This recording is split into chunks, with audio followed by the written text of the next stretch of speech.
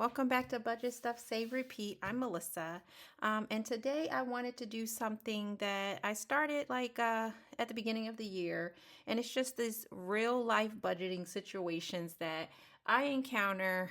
I don't share it with anybody, but I've been thinking lately that I'm sure other people have encountered it, and this is a platform where we talk about money. So I was thinking I would just share some of my experiences and just start a conversation. So thank you so much for being here. I always have to give these disclaimers when I talk about more in depth things on my budgeting journey and my budgeting situation. So I have to say, I've been budgeting for 20 years, and that means a lot because it is it is a lifestyle for me. I Everything goes on paper, literally. I started in Excel and I print it out, and our income is at the top. Everything is listed on the page, and we take our income down to zero. So every dollar gets an assignment. Even if that dollar is supposed to just sit in the account, we know what that dollar is supposed to be. So because I budget and my responsibilities are taken care of, I've noticed that anything that is labeled below money that's not needed for a bill, I did not do a good job of saving it. I just would blow it. I would buy whatever I wanted to buy, and that's fine. I should also tell you that I am beyond paying off debt. So it's not that I don't have debt, but I don't have a lot of consumer debt.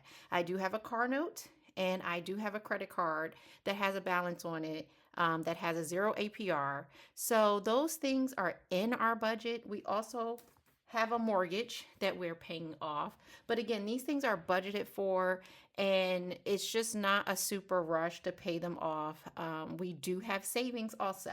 I do have 5 figures in cash that I could put my hands on today. So if my credit card company said, hey, you know that 1,800 and some odd dollars that you owe us, we want it today, I would say okay, and I would pay it. So I don't say these things to boast or to brag. It's just that the journey that you're on, when you get rid of debt and you get muscle memory to actually wait, to sacrifice, it's going to come a point in time where you don't have to wait as long and you don't have to sacrifice as much. Even though I have to still do those things, I am fortunate enough that we have blow money, and that's what I'm going to be reflecting on today. I was really thinking about why is cash working better for me than putting it in digitally. So I am just going to show you some of my real habits. So if you have followed my journey, you know that I did a 100 envelope challenge for $10,000. I end up saving $10,500. I unstuffed that. You guys cheered me on, and I told you what I was spending that money on. I said, I'm getting hair, nails, massage, Etsy, Amazon, Starbucks. I'm going to open a CD. I'm going to have some spending money. I'm going to go on a trip, and I'm going to pay for gas. Okay. So that was that is what I wanted to do with the money. I like to dream on paper. I write these things out. So let's look at how it's going. So this money was saved and I unstuffed it December of last year. So it's been 3 months. So let's see how it's going with this journey. So some of the things that I actually did do, I did deposit $4,345 into my high yield savings account, because we all like, oh, we need that interest. We love that interest. And I'm not knocking the interest, but sometimes that is like the only motivator, and let's just follow the journey. I did pull out my nail and my hair money, and it's in cash. So every week when I get my hair done, I just take the cash out. Every 3 weeks to 4 weeks when I get my nail done, I just pay it in cash. And the massage, I just paid that in cash. But as you can already see, I said $600 up here, and I've only have $90 in cash. So there's a difference. some of the things that I said for Amazon, Starbucks, and Etsy, I got gift cards for my birthday, which is in December, and Christmas, which is in December. So I didn't put the total amount that I said I would. And then for Etsy, I didn't buy the gift card. I just purchased some of the things that I wanted. So there's a variance there that it should just be sitting in my savings account because the money was transferred, right? I did open up a CD right away. Um, I did pay for a package of massages. So the cash is for my tips, and then I did pay for some massages. And then when I reconcile, I don't know where $77.26 went. I don't track my expenses. It's blow money, and I just don't feel like it, so I haven't done it. Um, so, with that being said, already some money just disappeared because of lack of tracking and because I knew I had money in my account. And since I knew the money was there, I didn't think twice about it and I just spent it on whatever it is I wanted. Okay, but let's get a little bit deeper into this. So, um, so when I transferred the money, I already had $2,000 in the account, and so then that brought me up to $6,351. Um, yeah, in January I spent $468.95, and it was not for these allotted things. But I guess you could just say it's underspending, right? Let's just say that that's just spending. I wasn't tracking it. In February, I spent $728.01. Again, not tracking it, just spent it because I could. And in March, I've spent $683.52. Again, I'm not tracking it, it's just what I'm spending. And so when you look at this, I've spent $1,880.48 in 3 months. Yes, I could go back to my account and I can see where I spent it. I know I bought extra birthday presents for people. I know I've eaten out. I know I bought a purse, whatever it may be. It's just that I am not giving it much thought because I know the money is there. I know it's not assigned to a bill, and like I don't see it. I don't feel it. It's just I go and pull out my wallet and I can just swipe it. I feel no emotions for the transaction whatsoever. And so what this is telling me is not bad. It's okay that I'm spending this money, but it's also telling me that I'm being unintentional with my blow money. It's also telling me that if I keep at this rate, I will deplete my $4,470 before the end of the year. And so it's telling me I don't have muscle memory when using my debit card.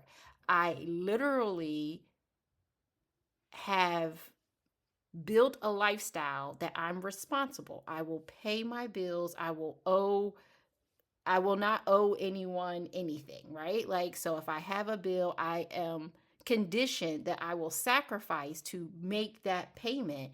But once everything is covered, I have not built in habits and procedures and I have not built a system that says, whoa, slow down. You didn't pay for your trip that you said you wanted to go on to.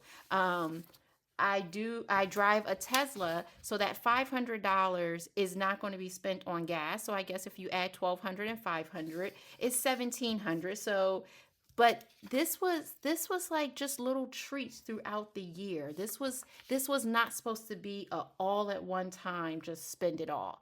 So I am rethinking, even when I deposit money into my account, how should that look and how will I use it? I hear you guys say that you have an account for every single one of your purpose funds. And I have to look at my lifestyle too. I work a full-time job, I have kids, I have a business, and even though I check my accounts every single day, I don't desire to spend even 5 minutes transferring money here and there and then transferring it back. So I just have to figure out a system that will work for me and my lifestyle, and I'm not there yet. So what has been easy for me is to pull the money out in cash and put it in an envelope, put it in my binders until I'm ready to spend it. And, Easter came, I had an envelope that said Easter. I went and pulled $40 out. I went to the bank, got the coins, we stuffed it, and that envelope still has money in it because I don't need anything else for Easter. And I know I have been into the store and I thought, oh, I'm going to decorate a little bit this year, but I didn't have the envelope on me. And so I said, oh, I'll come back later. I haven't done it. That money's still sitting there and we're fine without the decorations. So it's just something to think about. Just like, what are your habits? And the interest is nice. I will tell you, in my high yield savings account, I get about $20 a month. But if I'm spending $1,800, is that $20 worth it? It is not balancing one for one, is not covering the deficit of what I'm actually spending. So right now I can't put much weight on interest unless it's in my 401k, because that's something that's for the future, and that interest really does hold some weight because it's literally just free money. Interest in my high yield savings account, yes, it's free money, but I'm spending way above what the interest is. So it's just not working for me. So this is just a conversation starter. I'm not judging anybody. I'm not telling you to do what I'm doing. You shouldn't be comparing yourself to me anyway. It's just really to say, like, when we say cash versus debit, like, what is it for you? And I know I've heard people say the opposite. If they have cash in their hand, it means nothing, and they spend it, and it has to be digital. So you have to weigh for yourself what works for you. And for me, it's a combination. All my bills is digital, and I feel no pressure in spending that money because I feel it's already obligated. But when I put that word blow money on my account, fun money, my brain turns off the responsibility side and it just does what it wants. And so I have to try to find a balance, and I'm looking for a system that I can have fun with my blow money but not blow it so fast. So I hope you got something from this. I would love to hear your comments and thoughts on it, and read other people's comments and just get the conversation started. But I will be talking to you guys soon. Bye.